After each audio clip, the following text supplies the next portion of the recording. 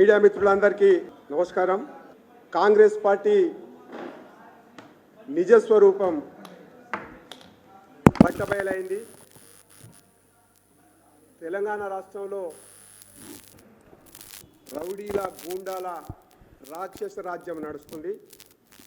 ఇది ప్రజాపాలన కాదు, ఇది ప్రజలపైన దాడి చేసేటువంటి రాజ్యం. కాంగ్రెస్ గూండాలను పెట్టుకొని దాడి చేసే సంస్కృతి విచ్చలవిడిగా మారిపోయింది. మేము కాంగ్రెస్ గూండాలకు హెచ్చరిక చేస్తున్నాం, ఖబర్దార్ చెప్తా ఉన్నాం. ఈ సంస్కృతి ఈ రాష్ట్రానికి సరైనది కాదని చెప్పేసి హెచ్చరిస్తా ఉన్నాం. మీరు చెప్పిన ఇదేనా ప్రజాపాలన, ఇదేనా రామరాజ్యం? బీజేపీ కార్యాలయం ముట్టడి ఎందుకోసం ముట్టడి చేస్తూ ఉన్నారు? రౌడీ షీటర్లు అందరినీ పోగు చేసుకొని గూండాలను ఉసిగొల్పి కార్యకర్తలపైన కార్యాలయం పైన దాడికి పురికొల్పింది. ముందస్తు ప్రణాళిక వేసుకొని రాళ్ళు పట్టుకొని కోడిగుడ్లు పట్టుకొని జెండా కర్రలని ఇనుప రాళ్లని జెండాలకు అమర్చుకొని కార్యాలయంపై దాడి చేపిస్తున్నారు.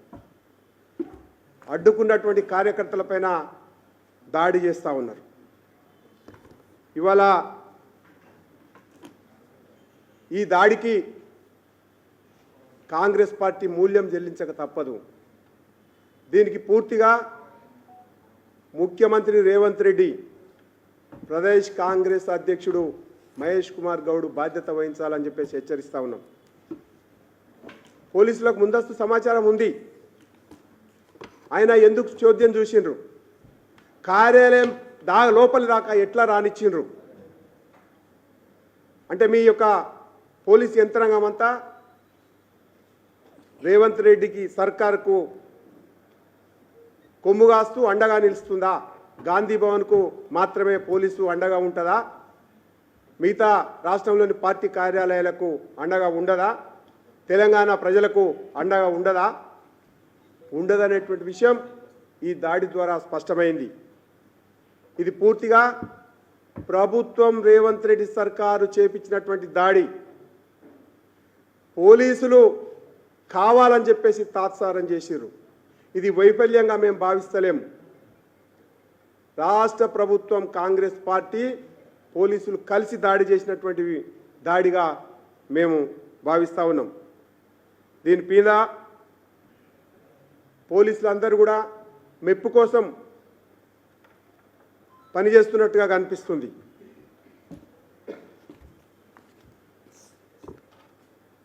ఇవాళ భారతీయ జనతా పార్టీ కార్యాలయం పైన దాడి చేసిన ఘటనలో నందరాజు అనేటువంటి దళిత కార్యకర్తని ఇవాళ హాస్పిటల్కు చేర్చినటువంటి సందర్భం. అదే రకంగా ఓబీసీ మోర్చా రాష్ట్ర అధ్యక్షులు ఆనంద్ గౌడ్కు గాయాలు కావడం, తర్వాత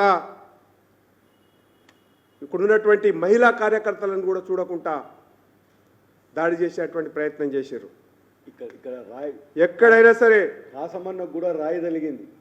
ఈ రకమైనటువంటి దాడిని భారతీయ జనతా పార్టీ సహించదు. గుర్తుపెట్టుకోండి, పోలీసులు కనుక సరైనటువంటి చర్యలు తీసుకోకపోతే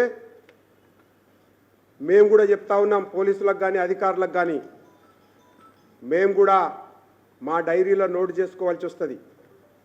వచ్చే ప్రభుత్వం మాదే, ఎట్టి పరిస్థితుల్లో ఎవరిని క్షమించమని చెప్పేసి హెచ్చరిస్తూ ఉన్నాం.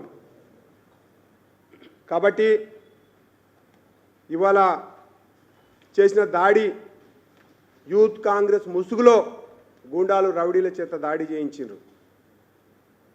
ఏమి సందర్భం ఉండదు, ఎందుకు దాడి చేస్తున్నారో తెలియదు, కార్యాలయానికి మిగతా దానికి ఏం సంబంధం? కాబట్టి పార్టీ, కాంగ్రెస్ పార్టీ ఉనికిని చాటి చెప్పడం కోసం ప్రయత్నం చేస్తుంది.